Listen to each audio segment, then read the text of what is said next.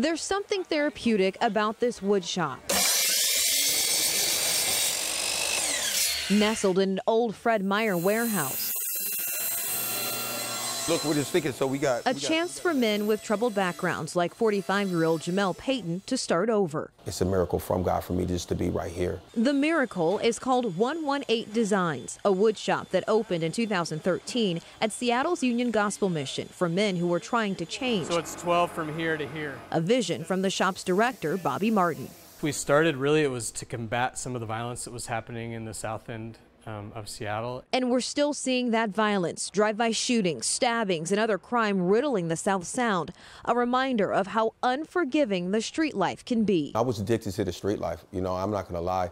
I was part of the problem in a lot of things that we read in the newspaper. When Jamel got out of prison a few months ago, he decided to do things differently this time and apply for a coveted spot at 118. First of all, I didn't ever think I'd be working with wood and then being a creator. A lot of the wood used here at the shop is old, beat up, and maybe should be thrown out.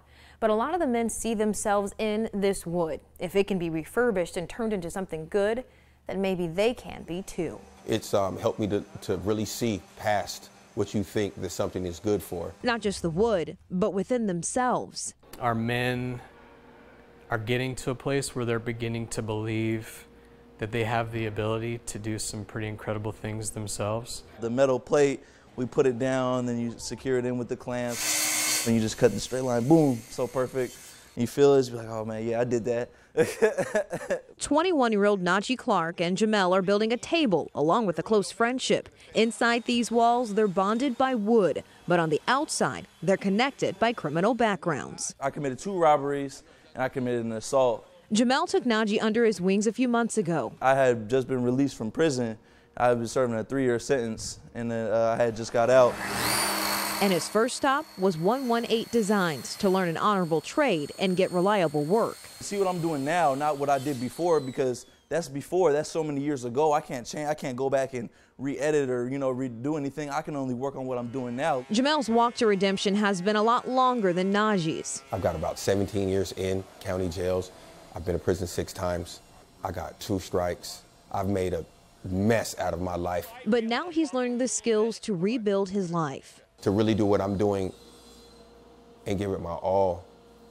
Like every day getting up to coming this, every day is a challenge, but it's always rewarding. The men could make more in a few hours on the streets than they can in a week at 118 Designs. So the appeal of an honest life has to be better than the appeal of fast money.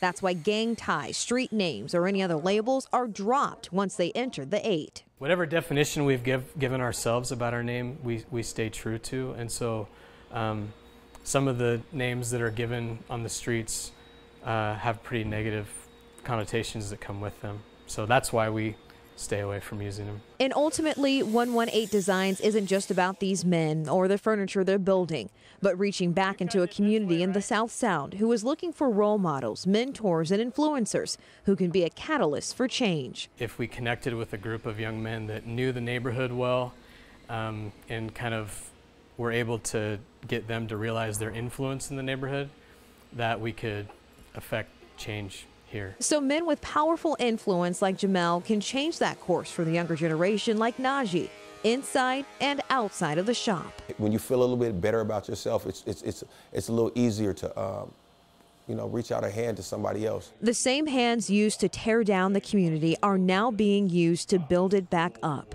In Seattle, Nadia Romero, Q13 News.